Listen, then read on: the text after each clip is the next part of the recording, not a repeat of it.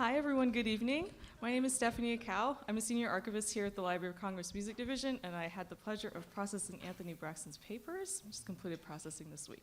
I'm very pleased to welcome you all here tonight for the concert, and to moderate our pre-concert discussion, I'd like to introduce Dr. Timo Hoyer.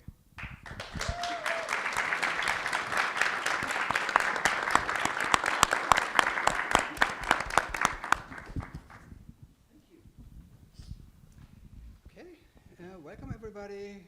Thanks for coming out. We have something terrific ahead of us tonight, an extraordinary concert in the evening, music from Anthony Braxton. And now, as a kind of introduction, we like to talk about the composer Braxton, and particularly with reference to the three pieces we will hear this evening. And the entire event has a special reason, as you all know, the transfer of the Tricentric Archive to the Library of Congress. And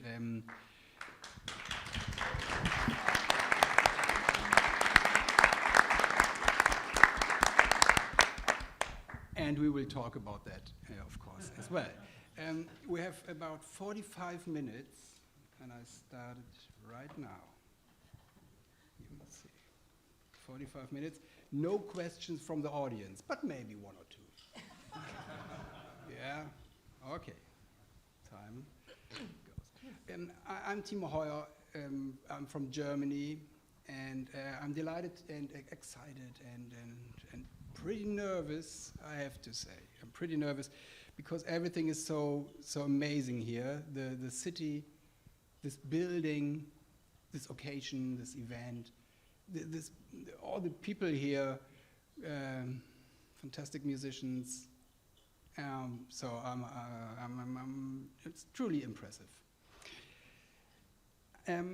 Unfortunately, without Braxton, as you all know, but he is with us somewhere.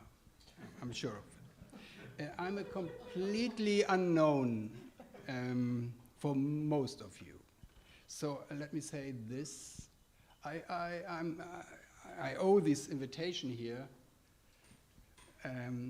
because I wrote this book. So simple, so true. It's a book in German. It's a very extensive one, 700 pages. Erika, do you have the book? No, okay, it's no. It's here. Yeah, I know, it's in this room, but not in this library, I guess. It's here. What? It's here. Oh, okay. Oh, wow. So, this is in German, but we are working on a translation, and this will be released. The translation will be ready, at least, in a few weeks. So, if someone of you owns a publishing house, let me know. Otherwise, it will be published in a German by a German publisher, and you can read it in English. Okay, and this one will be released in a few weeks. This is in English, and it's a documentation of an conference I organized with Kobe von Kauffenberger in Darmstadt 2 years ago. And check it out. It's a very good book. And 4 of our panelists here are part of the book. Anne, Katie, Carl, James. Erika? No. 4. And that brings us to the panel. I like to introduce everyone here very, very briefly. Everything has to be briefly. And I will start with Stephanie Acau. Here she is. Stephanie is the archivist who processed the Braxton collection. And so she can tell us everything about this affair. And you can say again a big thank you to Stephanie and her team and the LOC for working this out. I guess it's an amazing thing, and we are very, very, very thankful for that.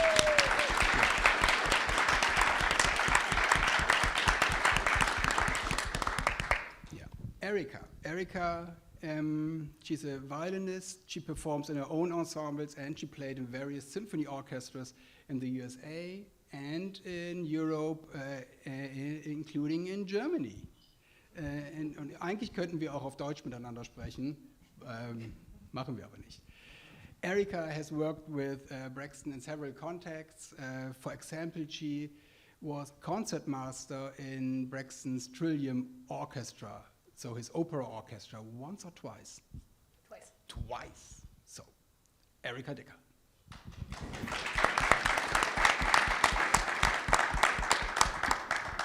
James is a composer, a performer, a very distinctive multi-instrumentalist, saxophone, clarinets. He has been a professor of music at Mills College for almost 20 years. Yep. 20 years. Amazing.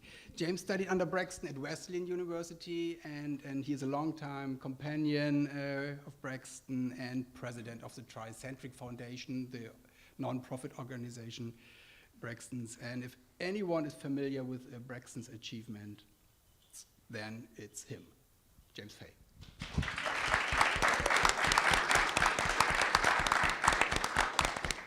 Anne Rhodes. Anne is the voice in Braxton's musical universe.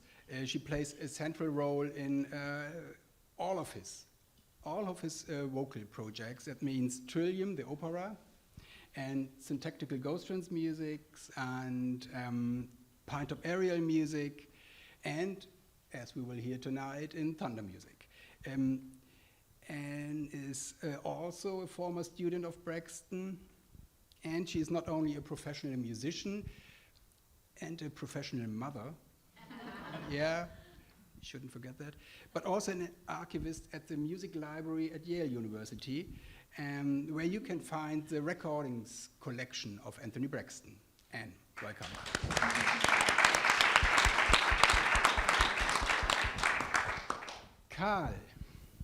Carl, guess what? Also a former student of Braxton. It's a Braxton family.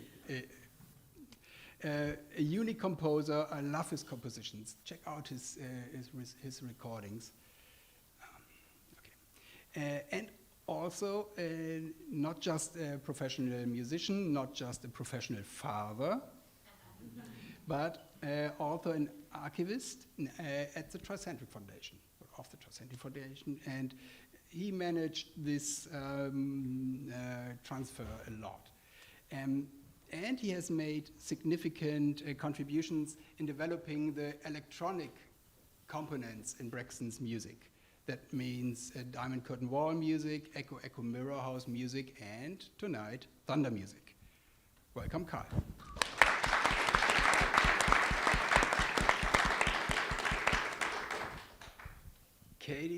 Catherine Young, Katie? No. Did you study with Braxton? Yep. Oh, at Wesleyan. And she plays the bassoon like no one else, both in her own projects and with Braxton. She's a Guggenheim Fellow in music composition. She wrote the first and only comprehensive study about Braxton's opera, the opera cycle, Trillium, and now teaches composition, improvisation, and electronic music at Emory University in Atlanta. Always nice to talk to her. Katie.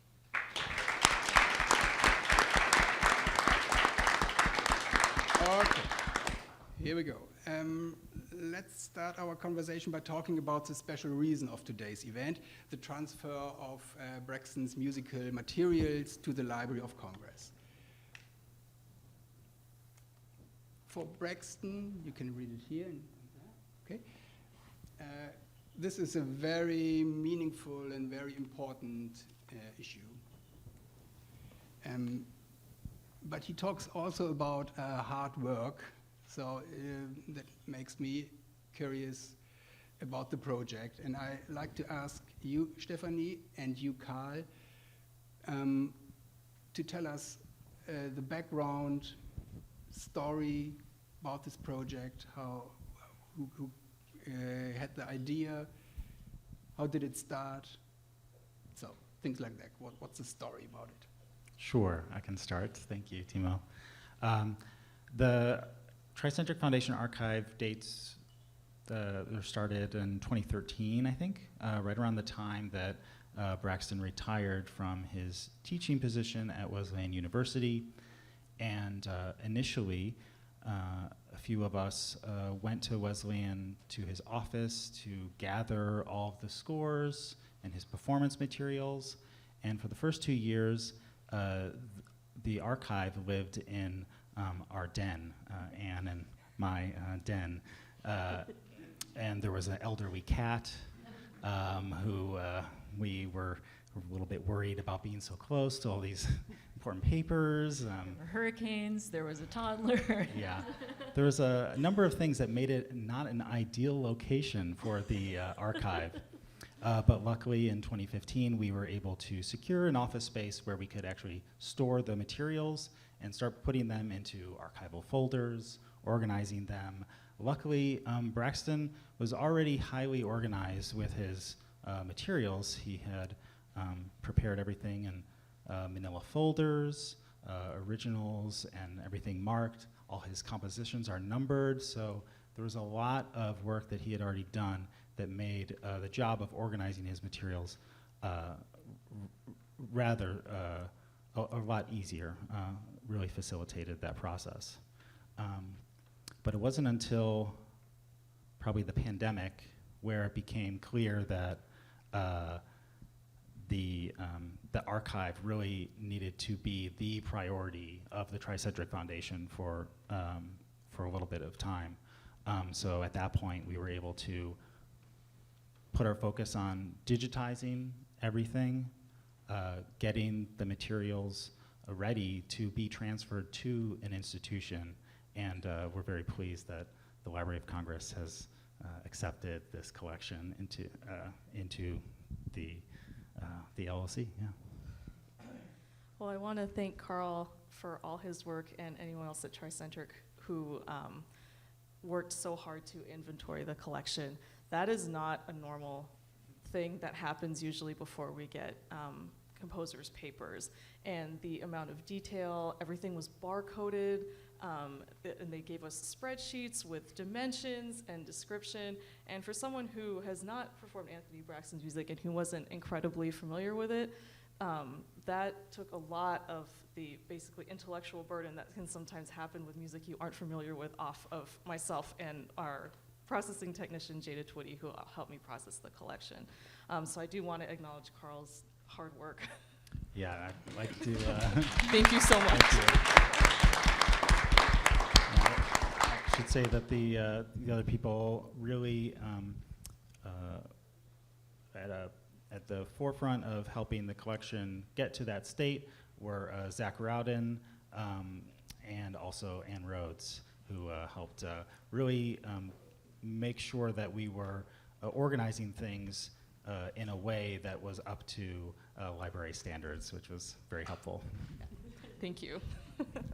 You probably received a very convoluted spreadsheet from me that from way before I knew what EAD or MPLP were. No, everything that you guys said was helpful, and I do really mean that. It was tremendously helpful.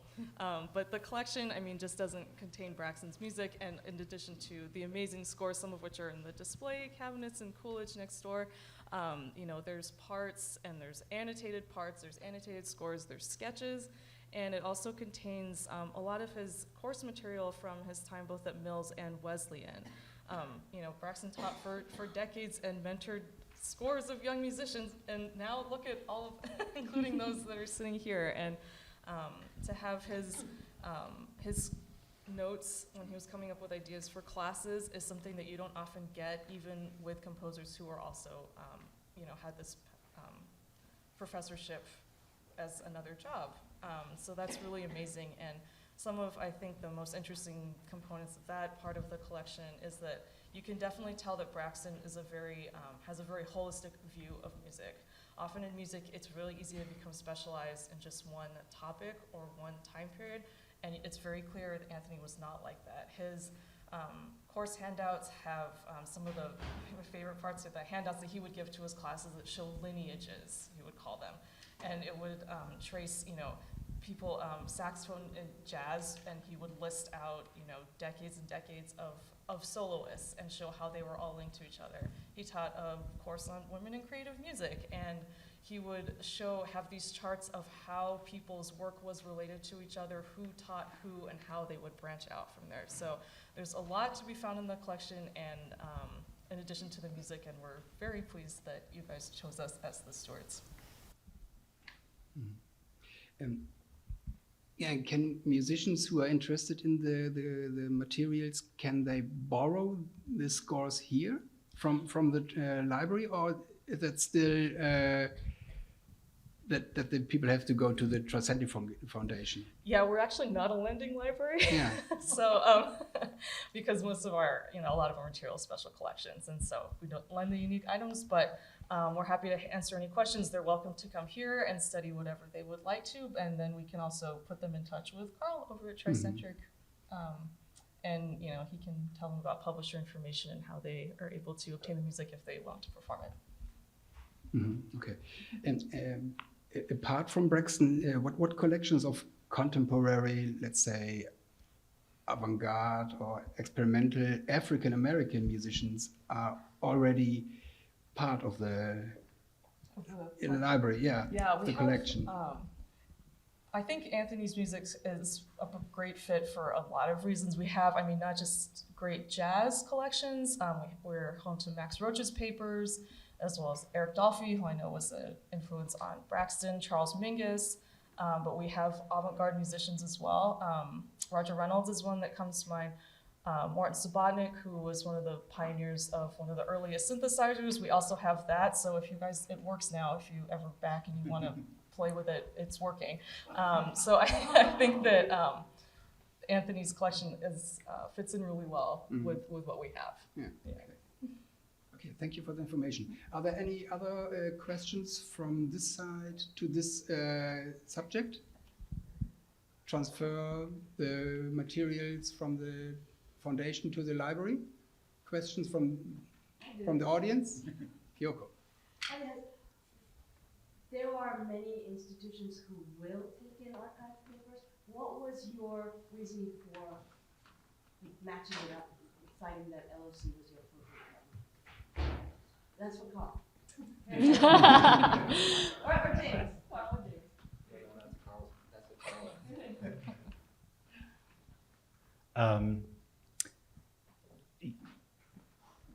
Yeah, I know. I don't have a great answer for it, but I think it just it really felt like the right fit, and Anthony was comfortable with the Library of Congress being the stewards of his papers,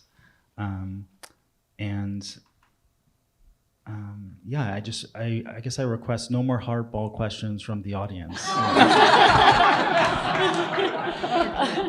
The physical process of carrying the papers. Can one of you share?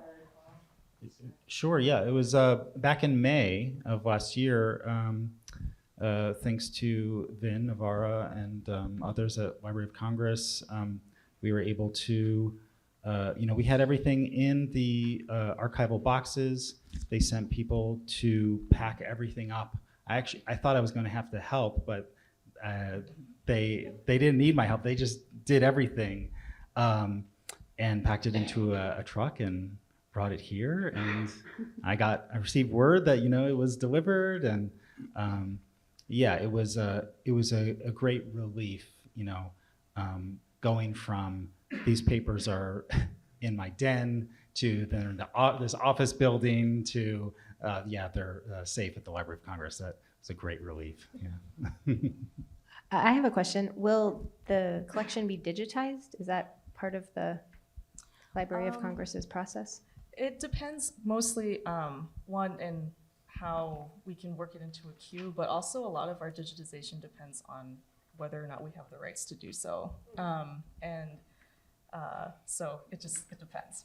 Yeah, so that's the generic TBD. archival answer for everything, but that's mostly what it depends on. Yeah. I think at this point it was Tricentric's priority that we digitize everything before we give it to an institution. So Tricentric Foundation has the digitized archive of everything that has been delivered to Library of Congress. So we can provide limited, what we call like streaming access to the materials for anyone who's interested in accessing them.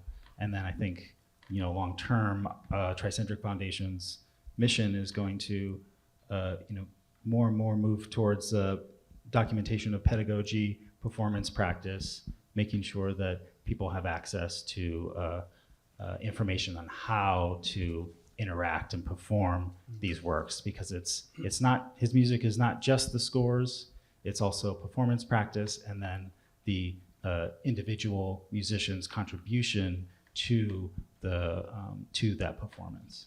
So we want to really kind of add all those together. Okay, so we can turn to the music. We have 3 pieces this evening, and I propose we discuss these compositions in chronological order.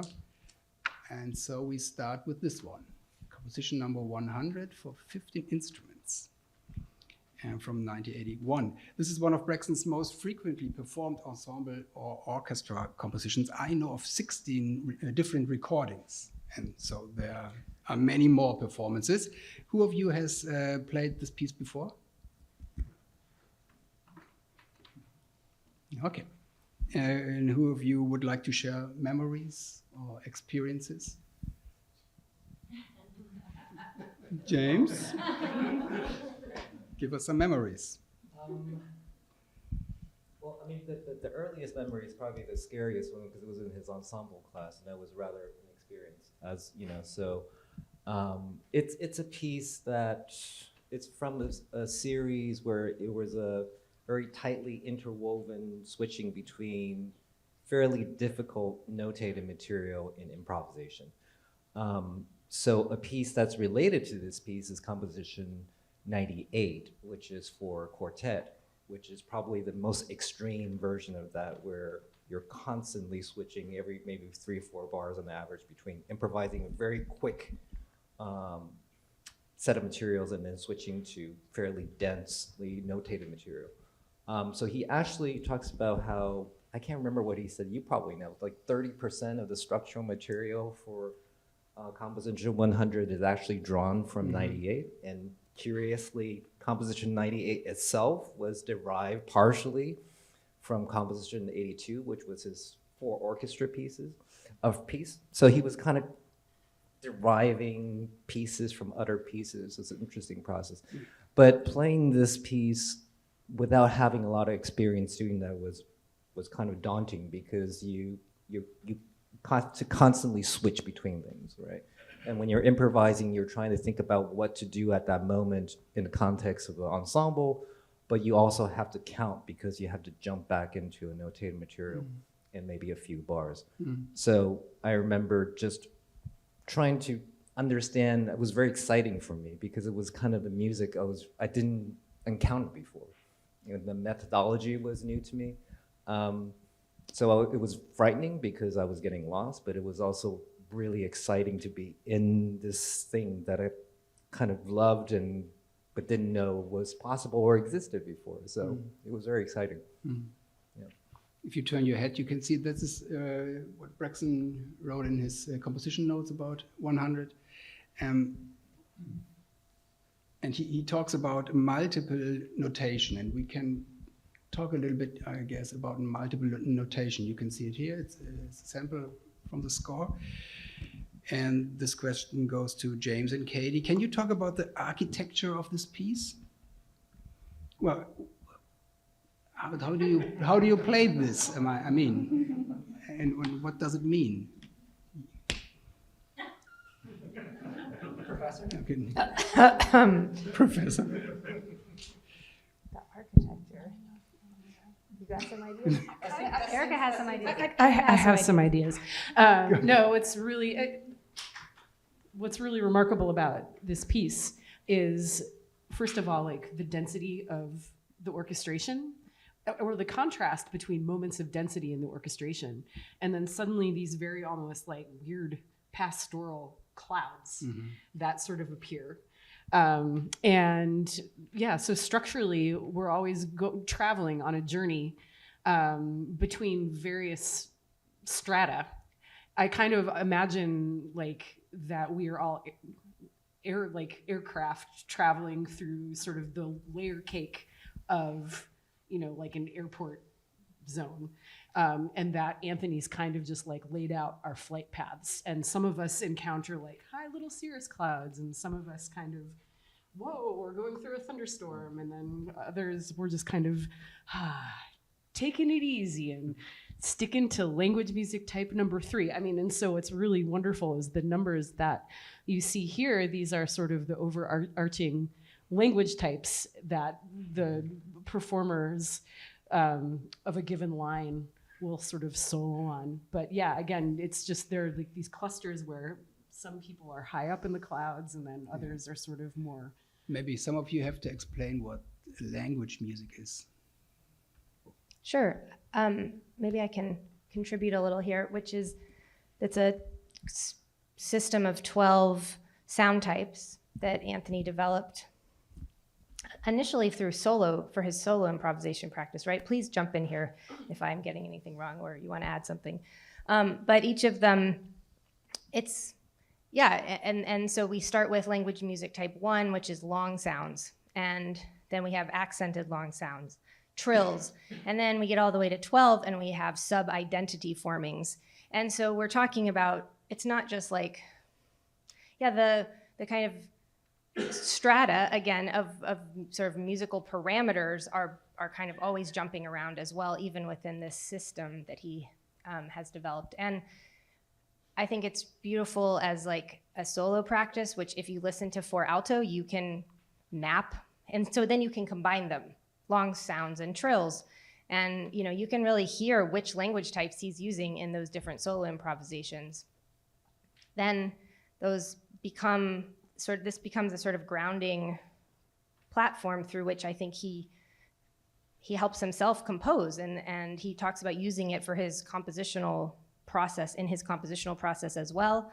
And then it becomes utilized as a conduction strategy. So within a large ensemble, we can break out of a composition, it's notated material at different points, and there are different strategies depending on the type of composition. And someone may hold up a sign like that. Could be Anthony or the conductor, the primary conductor. It could be one of the ensemble members is like, hey, let's do language music. And then we give each other some secret hand signs and we start playing. And so it's very flexible. It's a super cool, super flexible system that it informs so many aspects of his body of work. I mean, you can map characters in the operas onto the language music type. So there's all these different mappings that happen.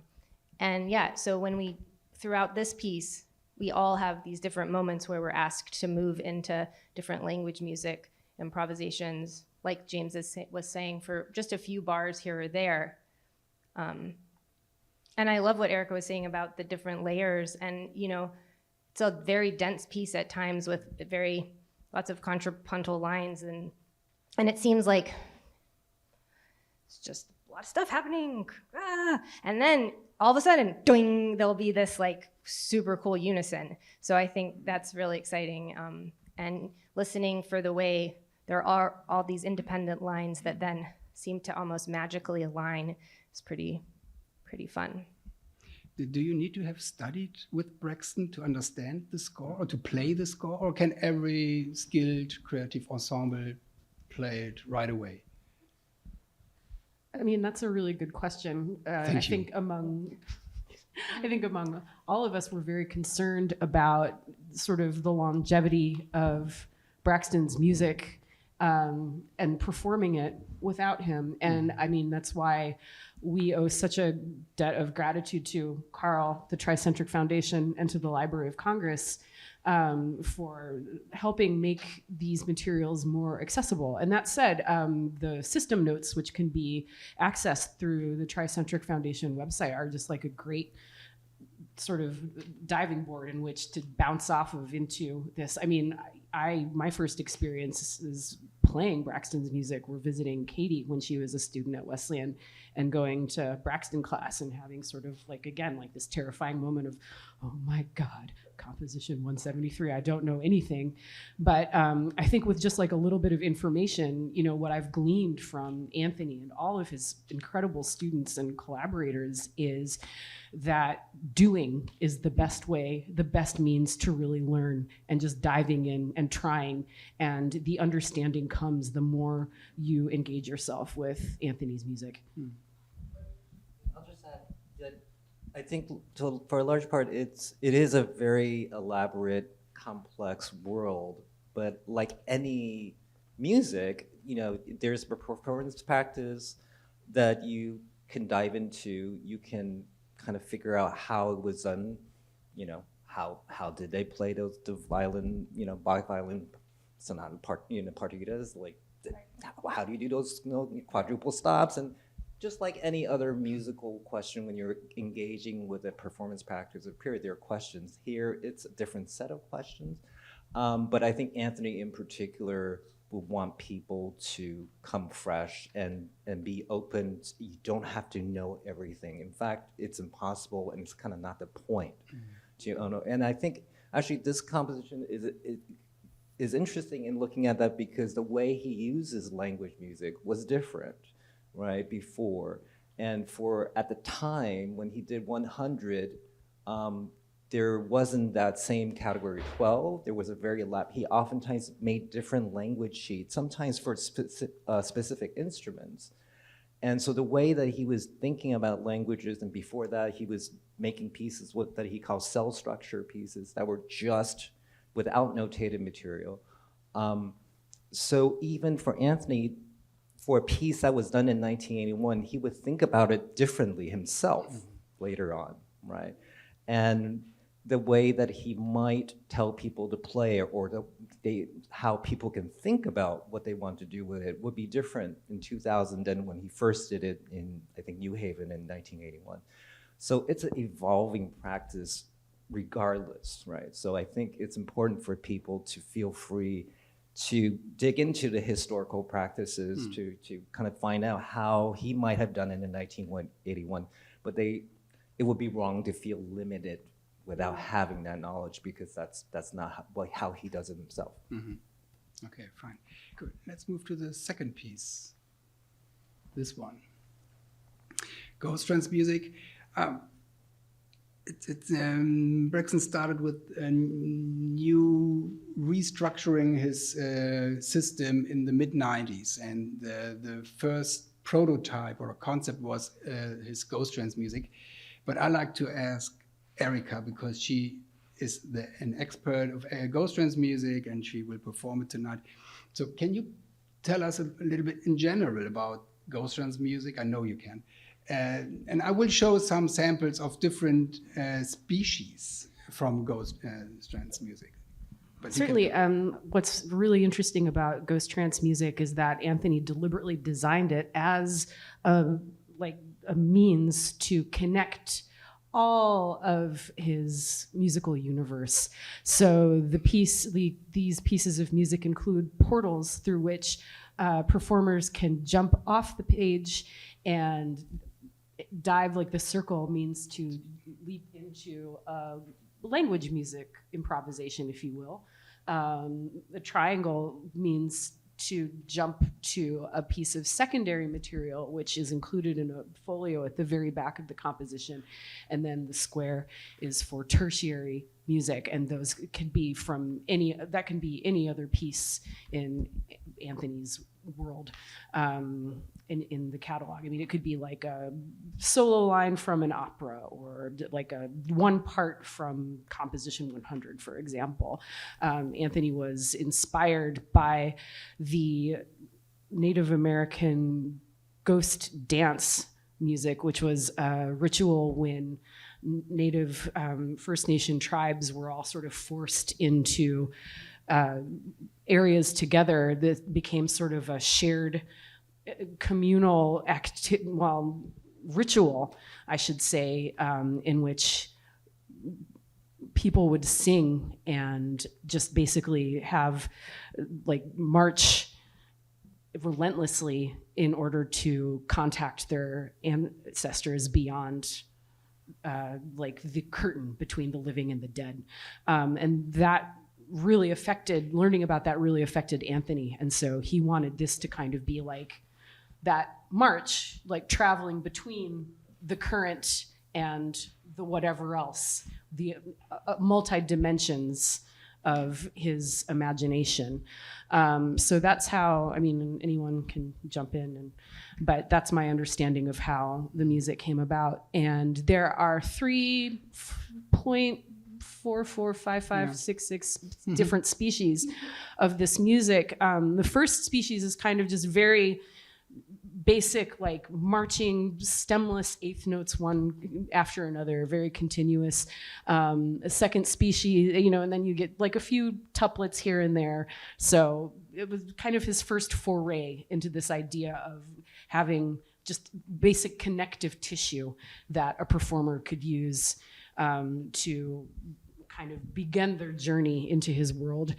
Second species is a little more complicated. We get some more like imaginary logics and sort of visual cues to sort of inspire the performers to travel from the page to maybe look within themselves to inform how they're interpreting the music.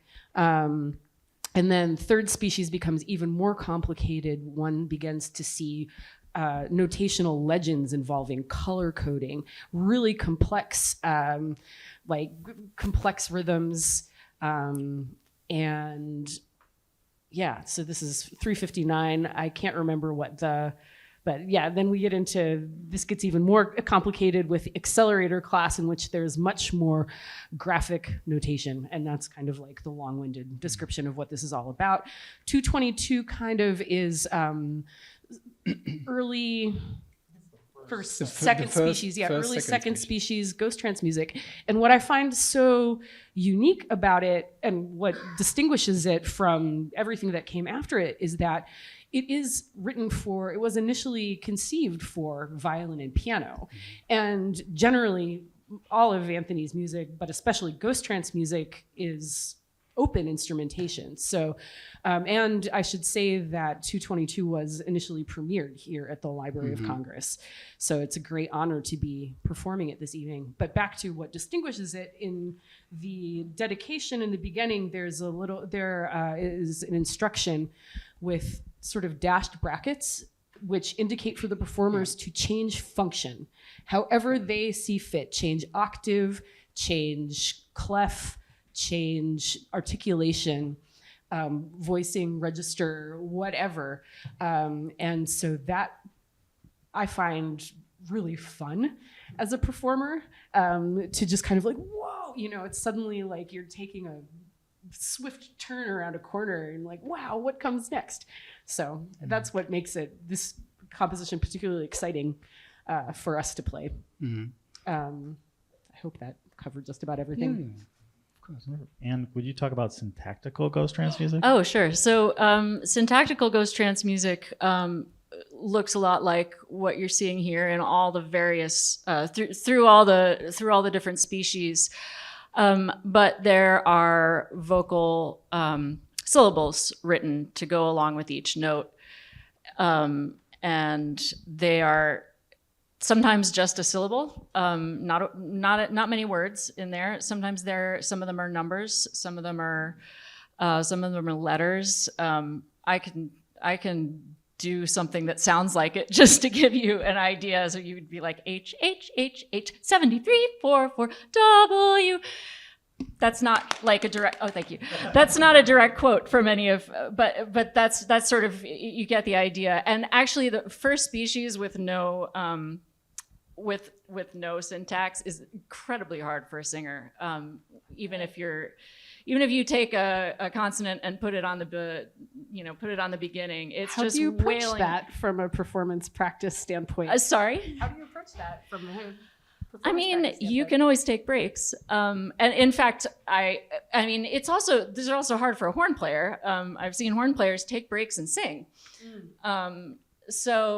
But change your vowels, put some consonants on there. Nobody wants to sit there going, Because it's tiring to do the same exact Exactly. sound. Oh. Yeah. And so the Tricentric Vocal Ensemble has done all 12 of the syntactical ghost trance pieces, which, like I said, move through all different species. And I'm trying to think if there's anything interesting I can tell you about that right now, but how does it connect? How does the syntactical ghost trance music connect to his other compositions? Now you're quizzing me. What you say it. Well, so I think There was an something that's- answer. Oh, you had an answer in mind? Well, yeah, I guess. Yeah, I know. I know. So, it, but- so I think something interesting that James was pointing out about Composition 100 is that how Braxton sort of conceived of language music as it was being used in 100, eventually, evolved and morphed into other things. And I think with the syntactical ghost trance music, Braxton had an idea about he wanted the syllables to not just be sounds, but to have a function in his music. But it wasn't until the Pinetop aerial music and the sonic genome that the syntactical sounds gave a function, or were given a function, so that they could. What do you mean by function? So I mean that particular syntax, numbers, letters could cue other activities, events happening within the context of other compositions. So for example, with Pinetop aerial music, certain sounds would trigger certain movements or certain compositions to be played. And with the sonic genome, it could also, so sonic genome, if you're not familiar, is large compositions, 60 musicians at least, 6 to 8 hours long, where musicians are moving all throughout a space, playing different compositions by Braxton. So then the syntax then starts to activate certain events that happen within the sonic genome. Thank you. These are the prototypes he Braxton created after the ghost trance music. We have to go to the thunder music because we have just 1 minute left. Oops. Here it is, thunder music. Oh, come on. This was the premiere 2 years ago in Darmstadt, and this recording will be released in few weeks on CD. So take a listen. What about thunder music? James, you played in thunder music. Katie, no. Katie played. Okay, so you both can talk about thunder music. And Carl created the thunderstorms. So, Carl, who will start? James started to talk about thunder music. That's what Braxton wrote in his liner notes about thunder music. But Yeah, I think Carl has been the architect for the electronics for Thunder Music, so he should certainly talk about that. I think what I can say maybe is it's really, this is the second time we're playing Thunder Music. So the first time was at Darmstadt almost 2 years ago, and perhaps what's really exciting in the context of talking about how when he was working on the early ghost trance musics, Anthony is a very systematic person, right? He designs compositor systems. He's constantly reorganizing, recharting, and making connections and reorganizing his systems and expanding them. But there's also this corresponding component of the unknown. And in some ways, it seems like a contradiction. And when he introduces new systems, he would often say that he is now going to try to figure out what the implications of this music is, despite him being the maker of this thing. So there's an aspect for him that's about playing it to actually understand what he made. And I think we're very much part of that process right now. Just like when I was playing Ghost Trans music with him early on, there were a lot of things that he was experimenting with, and he would say, I'm trying to understand this myself. And I think that's where we are with Thunder music right now. Mm. Before I will ask you something, Carl, I will go back to the role of the vocals in Thunder music. It's the music for instruments, it's the music for electronic, and it's the music for the singing or for the voice. And I'd like to ask you, what is it a different kind of singing in this prototype than in his syntactical Ghost Trans music or in point of area music and so on? Well, in Thunder music, the vocalists are kind of part of the instrumental ensemble, which has actually been my experience with a lot of Anthony's music. Just to go back to 100 for a second, I had a similar experience to James, where I was just given, I don't know, they probably give me a flute part or a violin part, and so we're just the notated music. We're just singing along with the instrumentalists. There's a lot of graphic notation that can be interpreted in any way that makes sense for your instrument. And then there are places, Triangle, where we can break out into other compositions. You might hear some opera. I'm not saying that you will or won't. There are spaces where there can be free improvisation. There are spaces where people can break out into small ensembles. So there's no text or syllables, but in this context, the vocalists are part of the instrumental ensemble, but also sort of invited to bring in, whatever voice-specific material we might have as well. Okay. And there are no indications in the score when when it's no playing, but singing. The parts are all numbered, and each of us is on a part, and it's diamond clef, which is in Anthony's musical universe means you pick a clef, and the clef can change at any time. And I don't want to say it's a get out of jail free card for singers that don't have perfect pitch, but it can be. Okay. Now to the thunderstorms. To the thunderstorms. Okay, so I think I feel like Thunder music dates back to like 2019, where Braxton told me that he was listening to thunder sounds, just like thunder sounds as he was like going to bed, and he was getting really interested in the thunder sounds and having thunder music. And I think that was pretty much all that he told me. And then I was kind of messing around with electronics and decided to combine a solo saxophone recording with some thunder using this convolution process, and sent him a audio recording of that. And I didn't hear anything from him. And then just one day he told me, like, I really liked what you had sent me, and I'd like to, like you to work on that more. So eventually, it became this electronic process for this large ensemble.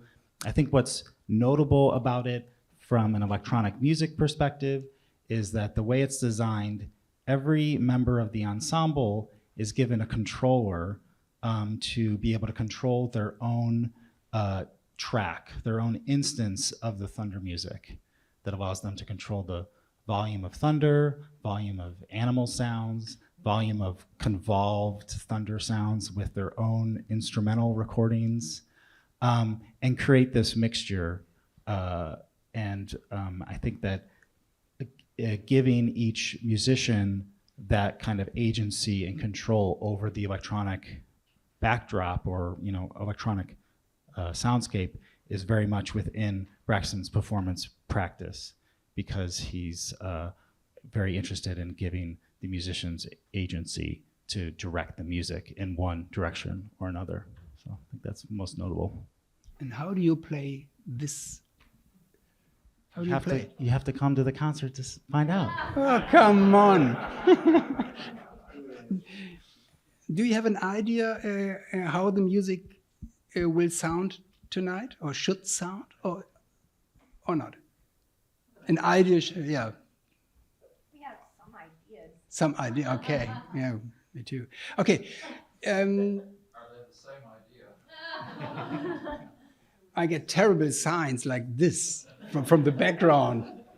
So, okay, thank you very much. Thank you very much.